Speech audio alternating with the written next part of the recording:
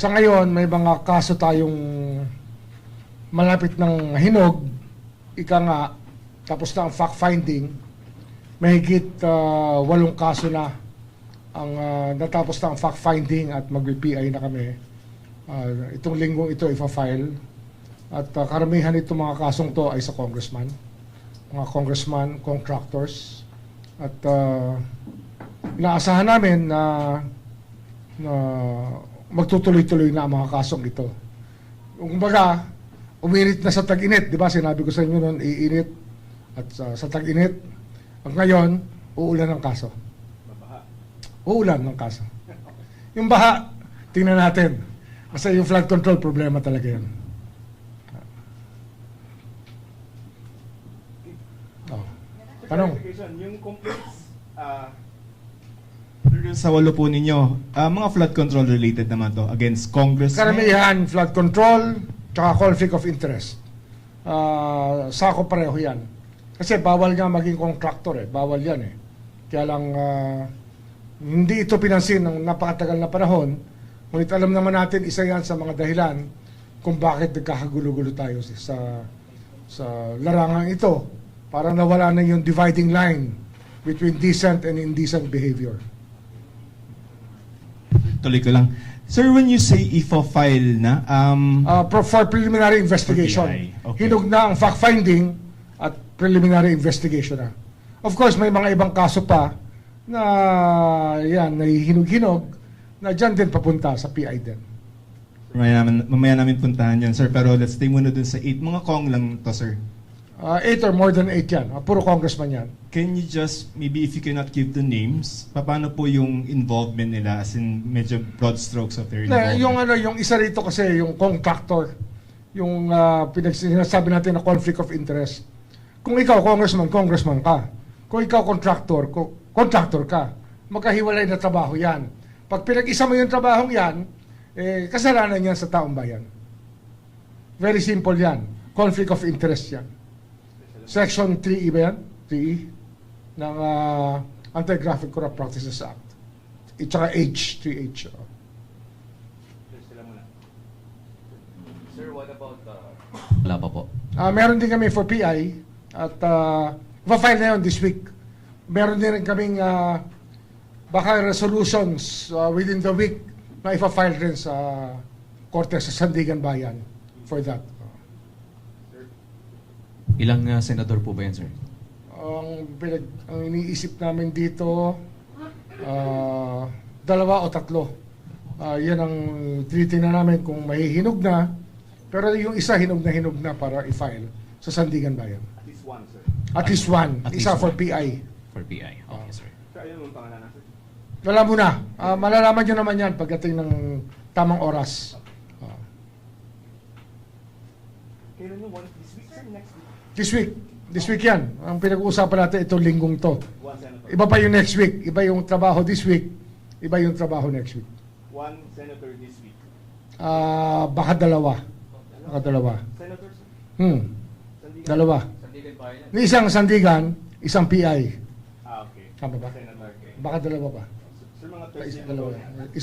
Isang Sandigan, isang One PI. senator, Sandigan. Ah. Okay, sir. Isang preliminary investigation. Tapos, yung mga contractor, puro PI na yan, no? Puro PI. Pero although may isa pang contractor, baka i-file na namin sa Sandigan rin. Yun din. Sir, dun po sa isang senador, ito po ba yung related sa flood control? Baka hindi. Ayan yung conflict of interest lang. Yung kaya more of plunder due to, alam nyo na yun. Sir, is it Senator Joel Villanueva Wrong. for this week? For PI. For PI? Okay.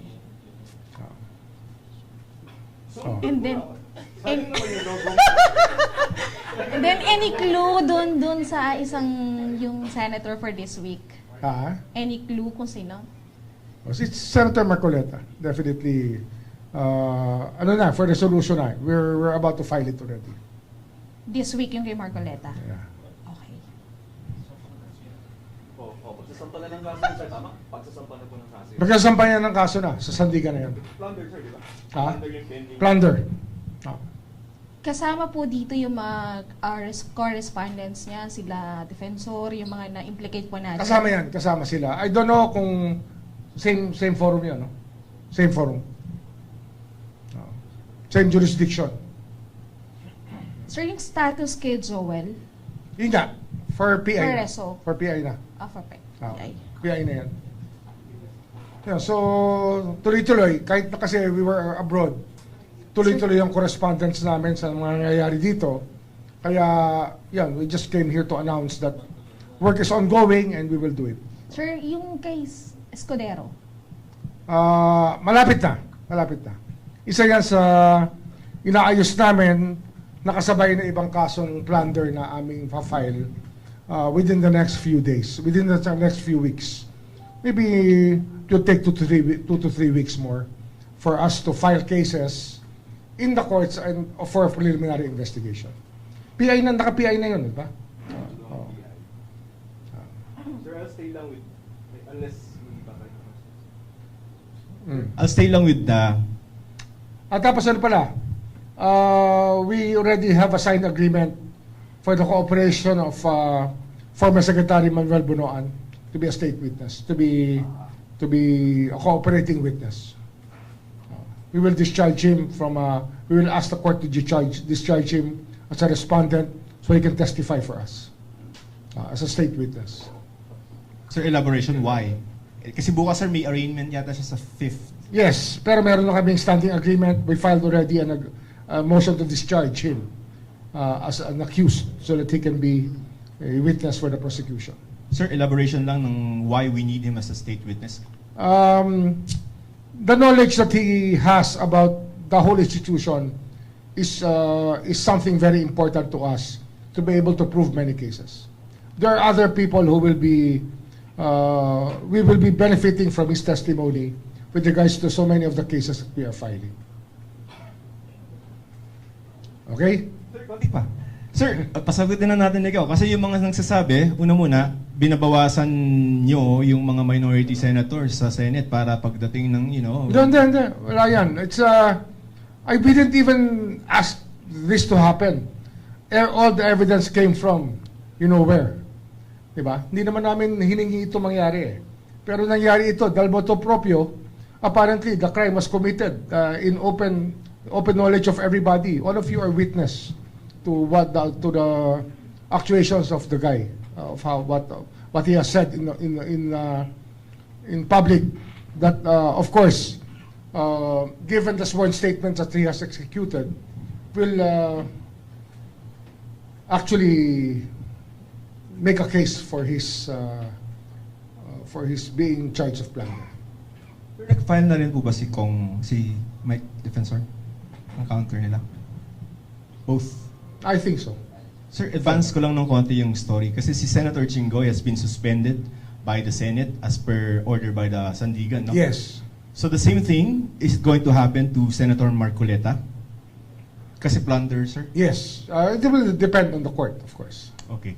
And then if and when the Sandigan Bayan suspends him, can he still participate? Question whether senator facing a plunder non-bailable case at the Sandigan Bayan, can they still participate in Senate proceedings? In accordance with the plunder law, they cannot anymore.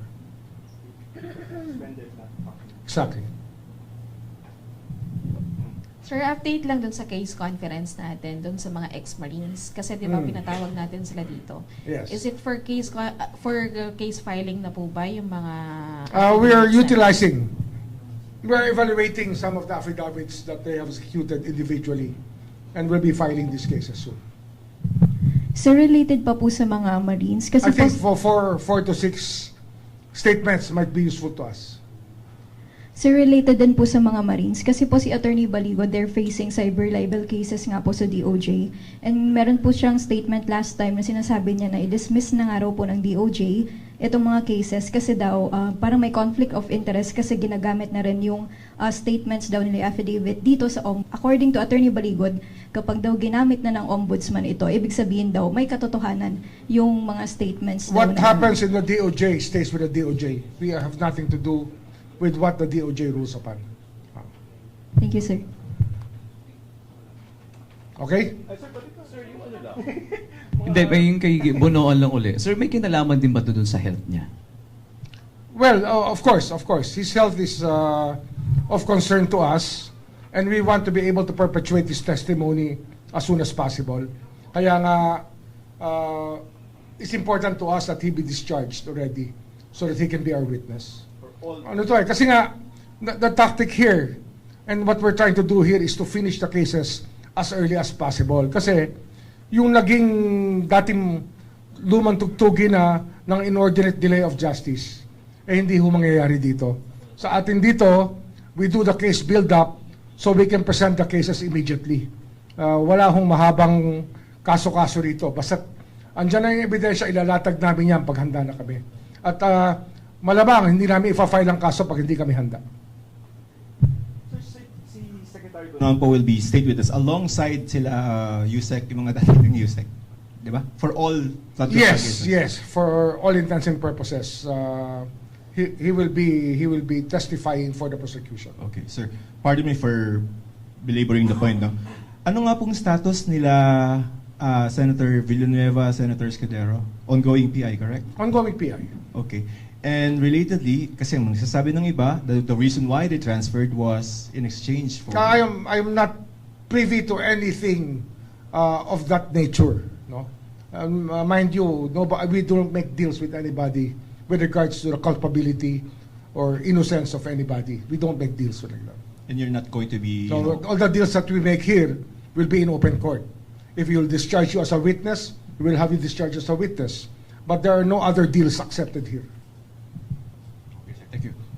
Ombudsman sir, yung mga contractors is puro PI lang po yun, yung 8. Wala pong kaso. Meron isa dyan, hinog na, papasok na ng Sandigan Bayan.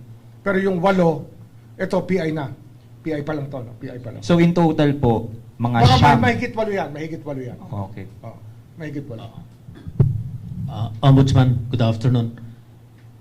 Ano po yung maring naging dahil, Ombudsman, kung bakit preliminary investigation pa rin yung ilalabas against Senator Joel Villanueva? For in fact, ang pagkakaintindi ko during the last time na magkaroon ng press conference with you, Ombudsman, ay parang ifa-file na yung kaso. Hindi namin tinanggap yung findings ng DOJ kasi nakulangan kami sa case build-up na ginawa ng DOJ, so we had to conduct our own. And we have to conduct our own. Ano yan eh? It's our choice whether or not to accept the work of the DOJ because we delegate work to them.